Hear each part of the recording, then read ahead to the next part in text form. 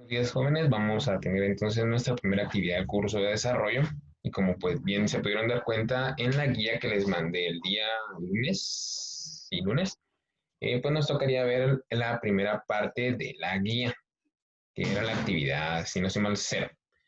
Y va relacionada con dos temas en especial. Una que es una que se llama la feria, pues como bien saben, acá en la ciudad acabamos de pasar por la feria, aunque ya este año totalmente diferente, pero y también con otro tema que me pareció interesante. Entonces vamos a ver primero el primer tema, solo vamos a terminar de admitir a los que se están uniendo. Y vamos a ver acá. Ok, entonces vamos a ver ahora unas cuantas imágenes. Vamos a ver dónde la tengo. Aquí está. La primera es esta. Me avisan porfa si la pueden visualizar. Sí, profe. Ok, si se mira, solo creo que alguien más se está uniendo, no. Bueno, bien. Vamos a darle a aceptar. Y aquí. Bueno, entonces la primera dice que es una feria y obviamente aquí les puse una imagen que va relacionada obviamente con las ferias muy de Guatemala, aunque hemos visto en películas y todo eso que en cada lugar es muy diferente, pero en Guatemala pues obviamente va relacionado con lo que vemos en las imágenes. Y vamos a ver la siguiente imagen entonces. Dice que es una feria. Dice una feria es un evento económico, social o cultural que puede estar establecido o ser temporal y que puede tener un lugar en una sede fija o desarrollarse de forma ambulante. Las ferias suelen estar dedicadas a un tema en específico o tener un propósito en común. Generalmente uno asocia aquí las ferias en Guatemala pues algo que es ambulante, que siempre va cambiando de lugar. En mi caso pues yo conozco tres ferias en sí que se desarrollan acá en la capital y a las que sí asisto o intento ir. Por ejemplo, está la del Cerrito del Carmen, que siempre es en el mes de los primeros días de julio, donde ven ahí que hay mucha comida, hay muchos juegos y cosas así, bastante interesante. También voy a la que sigue después de esa, que es una en zona 3 que también va relacionada con un santoral. Y la tercera, pues es la que supuestamente teníamos que haber tenido este fin de semana que pasó, que es la de Jocotenango, ¿verdad? Entonces, vamos a ver la siguiente imagen. Dice, ¿qué encontramos en una feria? Pues generalmente en una feria guatemalteca vamos a encontrar lo siguiente. Vamos a encontrar juegos infantiles, juegos mecánicos y sobre todo lo que mueve una feria también es la comida. En este caso, pues ven acá un elote loco y un niño o un chico vendiendo los churros, que a muchas de las personas, en mi caso me incluyo, pues sí me gustan bastante. Entonces, eso es en sí lo que vamos a encontrar en una feria. Ahora bien, lo que nos toca, espérame, lo que nos toca ahora ver es un video, así que encontré, me parece interesante, de un youtuber que habla precisamente de la historia de la feria acá de Jocotenango, entonces lo vamos a ver ahorita. Acá y acá. Repitiendo a cada rato, pero not today. Hoy vamos a hablar de los orígenes de la Feria de Jocotenango de la ciudad capital, no de Zacatepeques, aunque obviamente va ligado. Y la bibliografía de hoy es Tradiciones de Guatemala, publicado por el Centro de Estudios Folclóricos de la Universidad de San Carlos de Guatemala. Ahora, es un tema muy grande. Intenté improvisar este video, pero me hago bola solito porque hay muchas ramas. Entonces mejor voy a decir lo que dice el libro. Y otras entrevistas, imagino yo, que seguramente hice.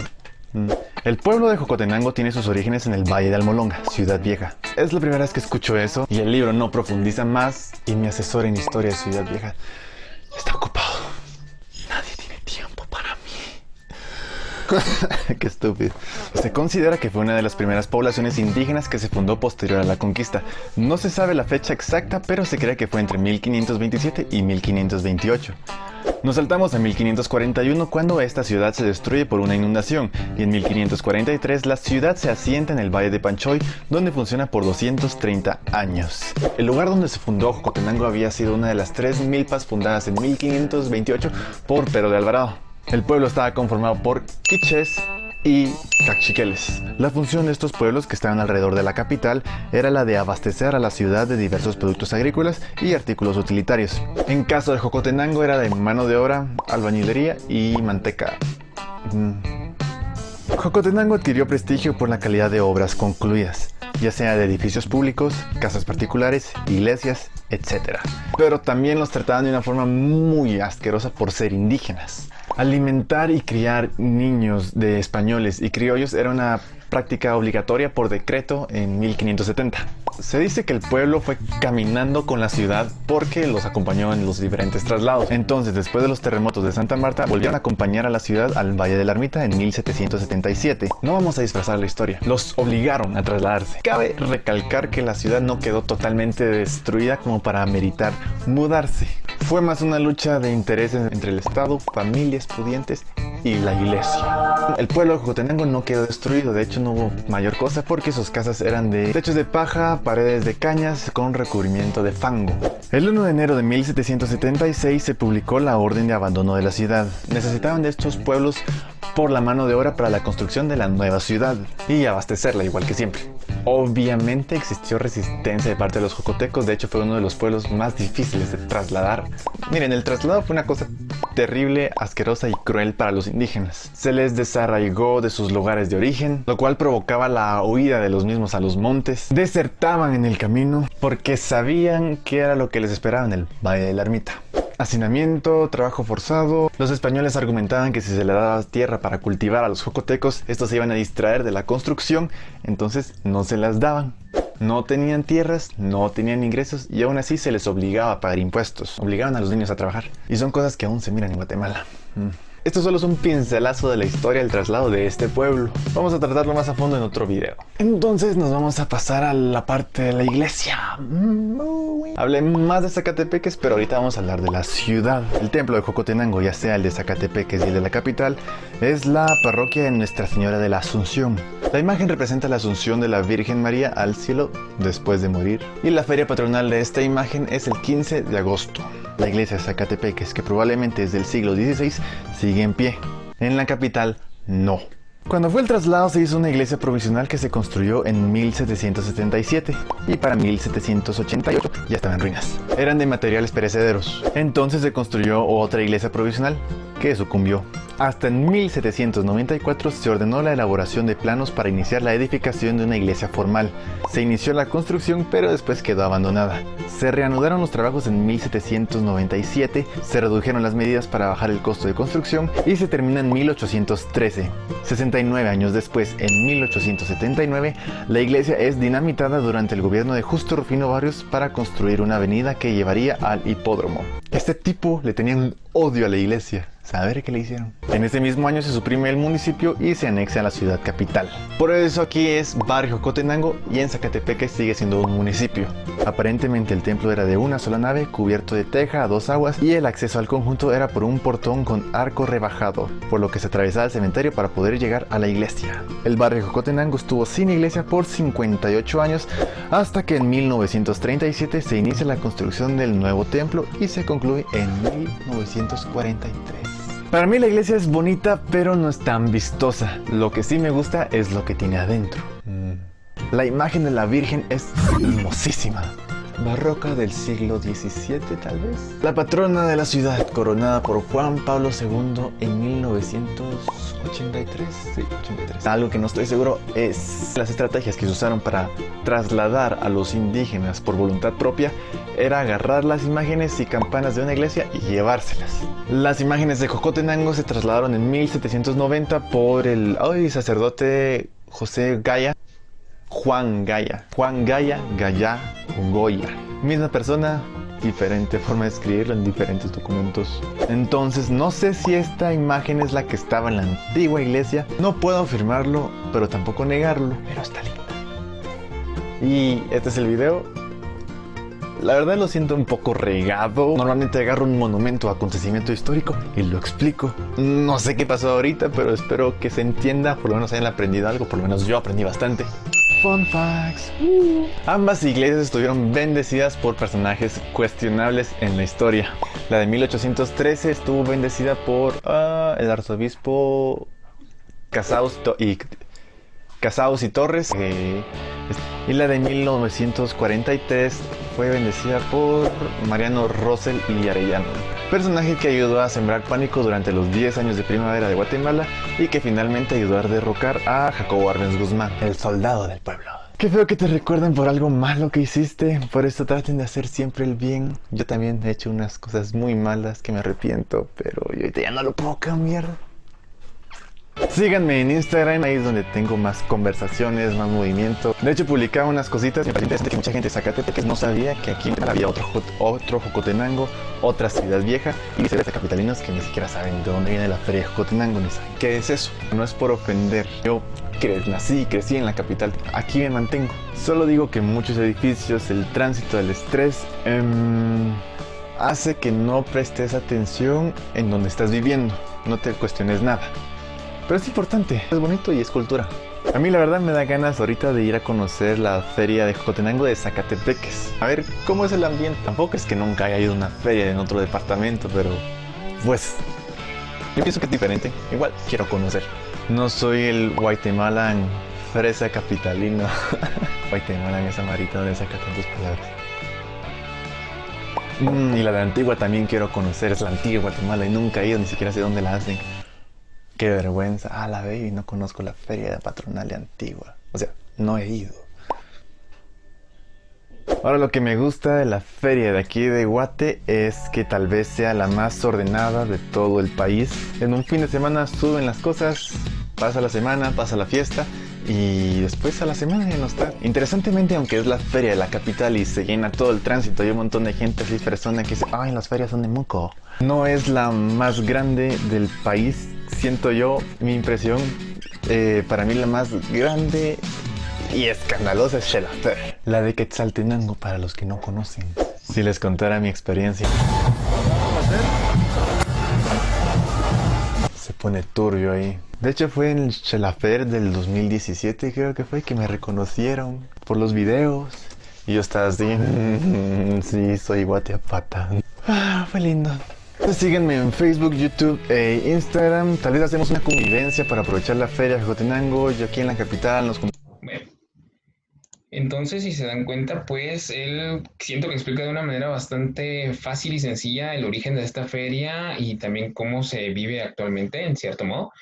Entonces también lo que a ustedes les correspondía es crear precisamente un texto paralelo, como lo hicimos en la unidad anterior, acerca de qué es una feria y obviamente el origen de la feria de Jocotenango. Si ustedes han asistido, pues qué les ha parecido en los años anteriores y qué convivencia han tenido ahí, o sea, qué han hecho en esas ferias, a qué se han subido, a los juegos mecánicos o solo a los otros que son de como tiro al blanco, cosas así, qué han comido en una feria, qué han visto en una feria y si han disfrutado también el estar en una feria. Otra cosa que nos toca ver ahora como tema es el siguiente, que si se dieron cuenta, pues tenemos un tema que se llama fobias, pero ¿qué es una fobia? Entonces vamos a ver primero eso también. Vamos a ver acá, acá está. Entonces, fobias. Y vamos a ver qué es una fobia. A ver, ahí está. Dice la palabra fobia de origen griego, phobos, que significa pánico. O sea, esto es tenerle miedo excesivo a algo. A veces creemos que son miedos injustificados, pero ya vemos que no están así. Entonces ahora igual vamos a ver un video donde tenemos algunas fobias, tal vez algunas sí las hemos escuchado, tal vez algunas otras no, tal vez uno padece esas fobias y ahora vamos a saber cómo es que se llaman precisamente o a lo que le podemos tener de cierto modo miedo. En mi caso sí tengo una fobia ahí que no me agrada mucho. Entonces vamos ahora a ver el siguiente video que es también más corto todavía. Entonces vamos a ver, solo déjenme ver acá. Acá está. Bueno.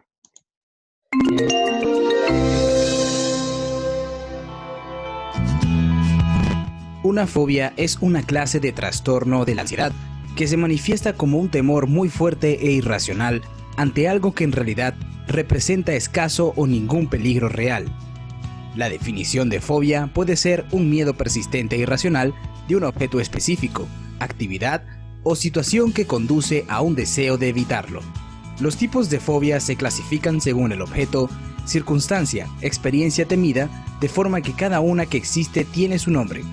Algunas no son muy raras, debido a que la mayoría de las personas no suelen tener miedo al objeto que teme la persona con fobia. El término fobia específica significa que el miedo no es general, sino específico a un objeto en particular. Por ejemplo, una persona puede tener fobia a las alturas, pero no fobia a los perros. En este video exploraremos y hablaremos de algunas de las fobias específicas más comunes. Quédate hasta el final del video y escucha sobre las que mencionaremos. De seguro aprenderás mucho sobre las fobias y las especificaciones de cada una.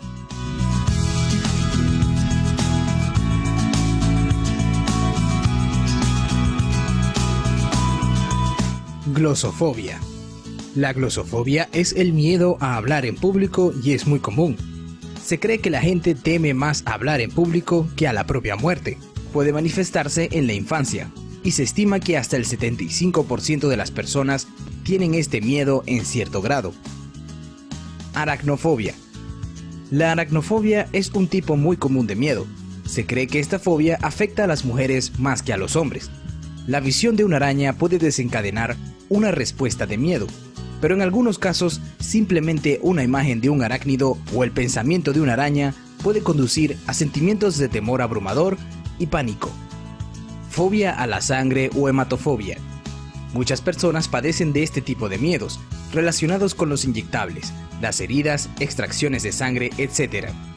Esta fobia suele estar asociada a una importante respuesta vasovagal, con descenso de la presión arterial y desmayos cuando la persona ve sangre o debe ser sometida a un procedimiento médico. Misofobia. La misofobia es el excesivo miedo a los gérmenes y la suciedad. Puede conducir a la gente a la limpieza extrema o al lavado de manos compulsivo. En algunos casos, esta fobia puede estar relacionada con el trastorno obsesivo compulsivo. Ofidiofobia. Es el miedo a las serpientes. Es bastante común y se atribuye a causas evolutivas, experiencias personales o influencias culturales. Algunos sugieren que como las serpientes son a veces venenosas, nuestros antepasados que evitaron tales peligros eran más propensos a sobrevivir. Fobia a las alturas. Se llama acrofobia y no se trata de un simple vértigo, sino de un intenso miedo y ansiedad que se pueden presentar en situaciones tan cotidianas como asomarse por un balcón, observar el paisaje desde un mirador elevado o simplemente sentarse cerca del borde de la terraza. Sinofobia o fobia a los perros. La sinofobia se asocia con experiencias personales específicas, como ser mordido por un perro durante la infancia. Tales eventos pueden ser bastante traumáticos y pueden dar lugar a respuestas de miedo que duran hasta la edad adulta. Nictofobia. La nictofobia es el miedo a la oscuridad y es uno de los más comunes de la infancia. Esta fobia es provocada por la percepción del cerebro de lo que podría suceder en la oscuridad. Emetofobia. La emetofobia es el miedo de vomitar. La fobia del vómito puede ser una condición incapacitante que limita severamente las vidas de aquellos que luchan con ella.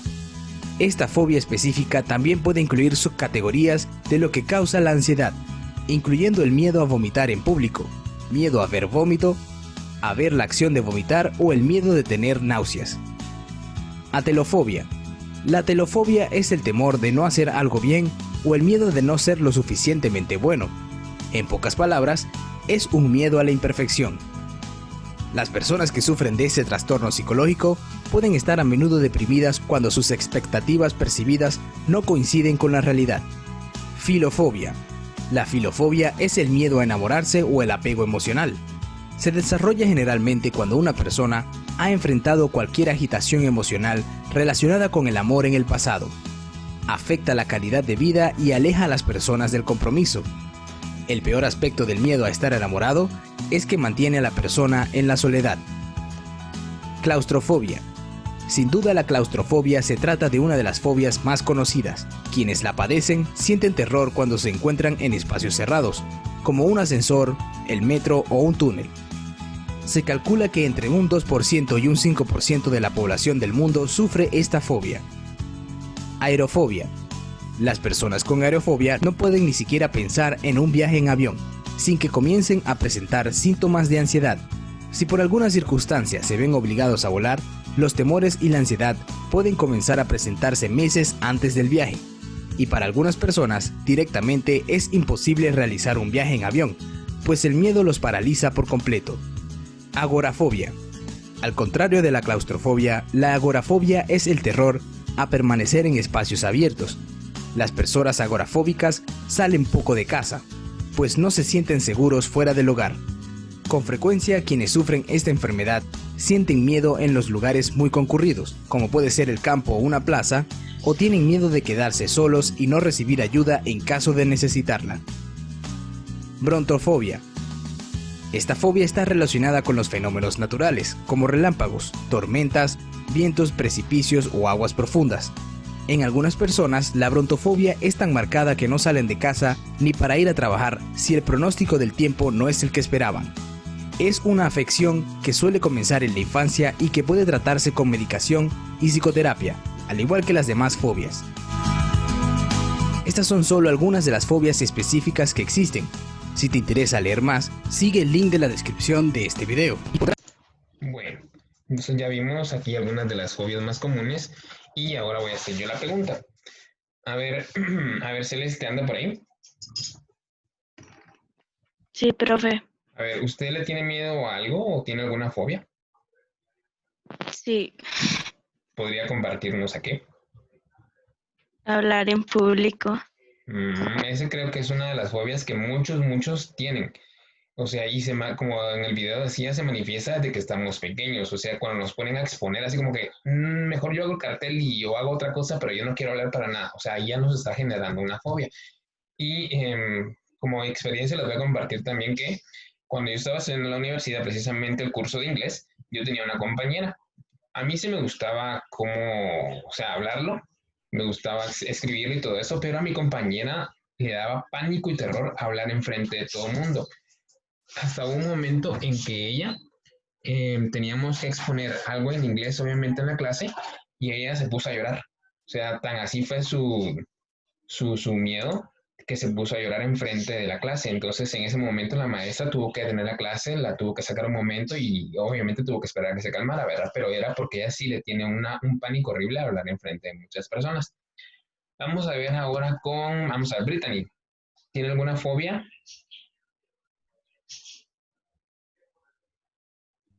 Que yo recuerde, no, profe. O sea, usted sí es valiente para todo, dice. A ver, vamos a preguntarle, Brandon, ¿alguna fobia que tengas? Bueno, yo no tengo ninguna. Tampoco, dice. Me imagino que más de alguna sí, pero tal vez no de las que aparecieron en el video. Vamos a ver, César Eduardo, ¿tendrás alguna? Miedo a hablar en público. También miedo a hablar en público. Si se dan cuenta, pues es uno de los más comunes, ¿verdad? A ver, Ceci, anda por ahí. ¿Tendrá alguna fobia también? Pues yo le tengo fobia a los truenos. A los truenos. O sea, que usted es de las que decía ahí el video que no van ni a estudiar cuando hay truenos. Sí. Va. A ver ahora a Diego. Alberto, ¿alguna fobia que tengas?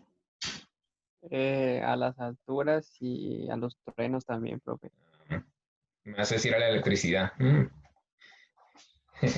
Va, entonces, en mi caso les voy a decir también, bueno, a mí, pues hablar en tanto en público, cuando es gente que apenas estoy conociendo, pues sí me da un poco miedo, pero me tengo que atrever.